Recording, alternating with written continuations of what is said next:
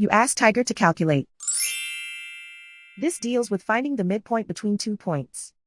The midpoint between the 2 points is negative 57, 54.5. Let's solve it step by step. Plot the 2 points and calculate the midpoint using the formula. The coordinates of point 1 are, x1 equals negative 20, y1 equals 45. The coordinates of point 2 are, x2 equals negative 94, y2 equals 64. PM represents the midpoint of the 2 points.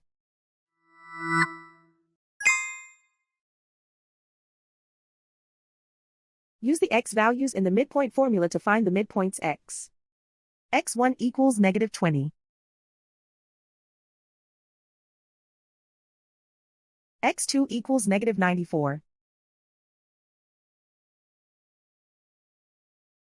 Simplify the arithmetic.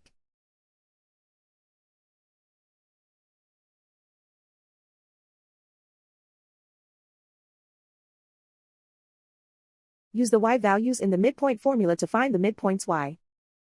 y1 equals 45.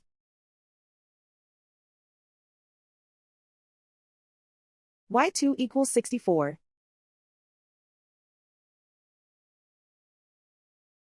Simplify the arithmetic.